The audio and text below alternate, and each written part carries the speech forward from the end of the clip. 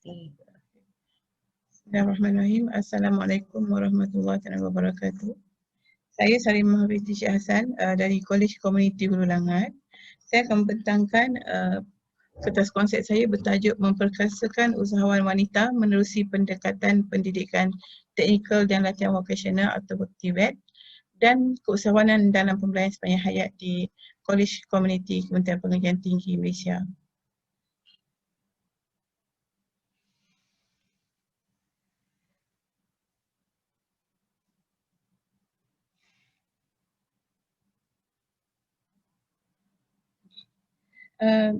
Keusahawanan adalah wadah memperkasakan diri. Golongan wanita menggunakan keusahawanan untuk mengubah kehidupan mereka dan orang lain. Walau bagaimanapun, keusahawanan ini penuh dengan cabaran dan halangan, di mana usaha wanita perlukan sokongan untuk terus bertahan. Pada setiap masa dan ketika, ilmu dan kemahiran harus terus dipertingkatkan agar terus maju dan berdaya saing. Jika gagal, hayat perusahaan tidak mampu dipertahankan sebagaimana yang ramai yang gagal separuh jalan, dan ini akan memberi impak buruk kepada ekonomi dan sosial negara. Kolej Komuniti salah sebuah institusi TVET yang memberikan pendidikan kemahiran juga merupakan hak pembelajaran sepanjang hayat yang disediakan kepada seluruh komuniti. Dalam Pelan Pembangunan Pendidikan Tinggi 2015 hingga 2025, menghayati pembelajaran sepanjang hayat jadikan lonjakan yang ketiga. Ini menunjukkan betapa pentingnya pihak kerajaan atau seriusnya pihak kerajaan yang ingin mengangkat komuniti menerusi pendidikan yang diberikan dan seterusnya, pendidikan dan kemahiran yang diberikan dan seterusnya menjadikan mereka modal insan yang hebat ataupun menjadi usahawan. Di mana ramai yang meyakini bahawa gabungan kemahiran dan keusahawanan yang ditawarkan dalam pendidikan pembelajaran sepanjang hayat adalah merupakan proses yang ideal untuk melahirkan dan memperkasakan usahawan. Maka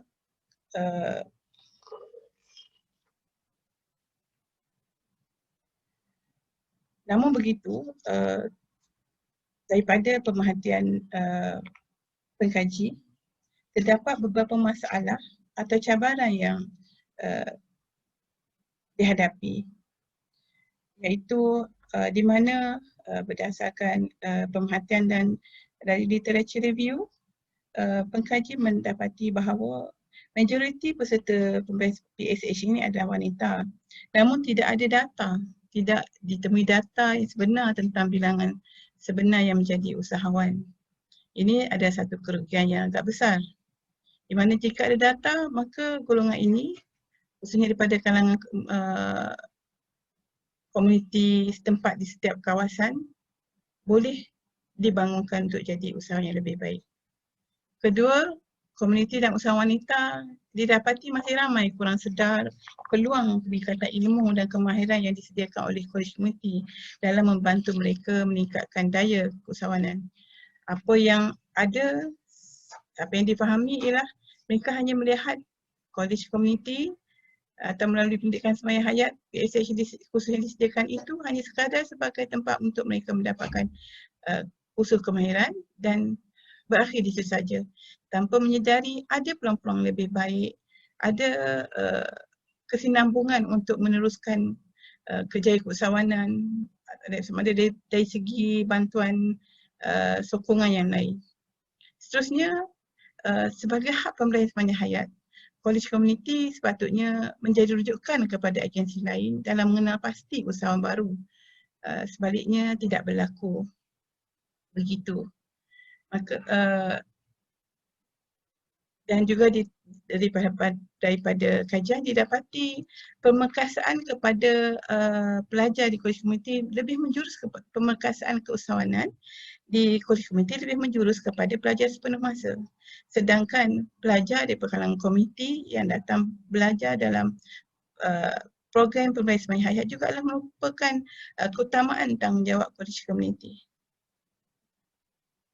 sepatutnya mereka juga diberikan program yang lebih kurang sama dalam apa pelan pembangunan usahawanan yang diberikan kepada pelajar sepenuh masa. Dan kajian ini juga dirasakan akan membantu lebih banyak wanita di luar sana yang jadi usahawan ataupun kepada pengkaji-pengkaji yang lain juga, yang mana kajian tentang wanita, tentang usaha wanita, tentang pendidikan sepanjang hayat ini masih kurang. Hasil dari pemasanan ini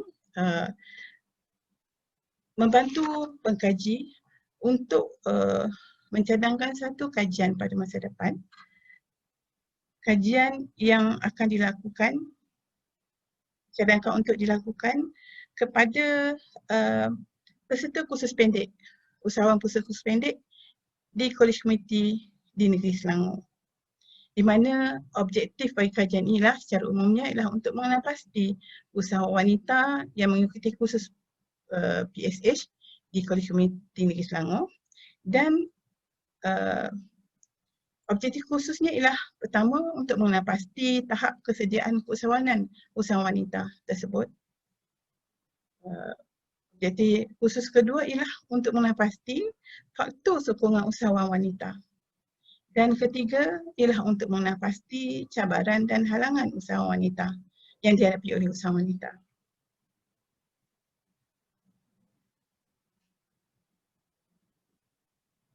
Seterusnya, daripada kajian tentang pemekasan ini, kerangka konsep pemekasan usaha wanita yang akan dilakukan oleh pengkaji ialah berdasarkan satu konsep, berdasarkan konsep yang diadaptasi daripada pelan pembangunan keusahawanan pelajar Kolej Komuniti yang dibangunkan oleh Jabatan Pendidikan Kolej Komuniti pada tahun 2013. Bagi tujuan untuk membangun pelajar di kalangan pelajar-pelajar sepenuh masa. Jadi kerangka konsep ini disesuaikan untuk disesuaikan dengan keperluan usaha wanita PSH. Di mana dalam usaha pengasaan ini, Kolej Komuniti melalui daripada Ibu Pejabat sendiri, iaitu daripada bahagian pembangunan keusahawanan Jabatan Pendidikan Kolej Komuniti, melalui Kolej Komuniti dan menggabungkan dengan mengadakan hubungan atau jaringan dengan industri atau syarikat perniagaan yang lain untuk membimbing usaha wanita, menyediakan kursus-kursus atau program yang sesuai kepada golongan wanita ini untuk membentuk mereka satu budaya prestasi kerja yang tinggi, dan seterusnya membimbing mereka menjadi usahawan wanita lestari.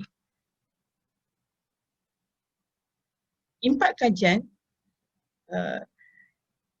pengkaji menjangkakan kajian ini memberi impak yang besar, di mana boleh dijadikan bahan kajian ini boleh dijadikan kepada rujukan kepada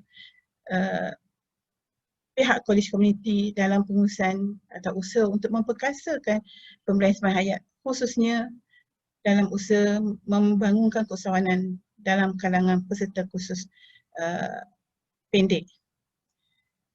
Kemudian juga boleh menjadi sumber rujukan kepada agensi lain yang bertanggungjawab dalam pembangunan keusahawanan, seperti Kementerian Pembangunan Usahawan, seperti Kementerian Pembangunan Wanita, seperti agensi-agensi lain yang memberi sokongan dan dana seperti MARA, MOE dan lain-lain. Juga boleh memberi impak kesedaran kepada masyarakat tentang kualiti atau kedudukan tinggi pembelajaran sepanjang hayat ini dalam meningkatkan ilmu dan kemahiran yang sama dengan pembelajaran formal di Kolej Komuniti. Dan seterusnya boleh jadikan rujukan, tambahan rujukan yang mana kajian-kajian sebegini masih kurang di pasaran, di kalangan masyarakat. Sebagai rumusan,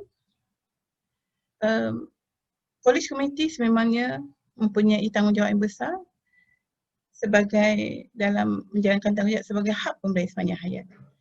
Oleh komuniti yang berada, yang dibangunkan sehingga sekarang terkini dan lebih 95 buah di setiap berada di seluruh Malaysia.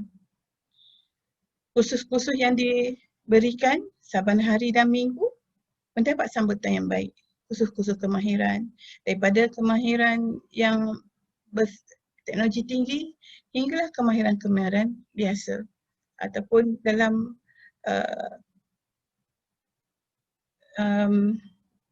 dalam mengisi masa pada komuniti pada hari minggu. Apa yang lebih penting ialah dalam jangka pandang ini, polis komuniti sebenarnya sangat dekat dengan masyarakat, dengan komuniti. Jadi sememangnya tepat apabila dikatakan komuniti sebenarnya wadah melahirkan usahawan. Sama ada daripada pelajar sepenuh masa ataupun daripada peserta kursus pendek atau peserta kursus kemahiran PSH. Polis komuniti juga adalah ejen untuk sebagai ejen memperkasakan ejen kepada kerajaan dalam usaha untuk menyokong dan memperkasakan usahawan wanita dan usahawan-usahawan lain. Polis komuniti ada merupakan penyampai ilmu dan kemahiran terkini yang menggabungkan keperluan keusahawanan dan industri yang merupakan tempat yang terbaik untuk usahawan wanita dekatkan diri, mendapatkan ilmu dan kemahiran dan seterusnya bekerjasama dengan kolej komuniti dan juga boleh menjadikan kolej komuniti sebagai landasan atau agensi tengah yang boleh untuk menyalurkan kepada agensi-agensi lain. Seterusnya, kolej komuniti ada wadah terbaik dalam memperkasakan usahawan wanita menerusi ilmu dan kemahiran yang ada sebagai dengan kelebihannya sebagai hak pemberian sepanjang hayat, juga sebuah institusi di bawah sistem TVET.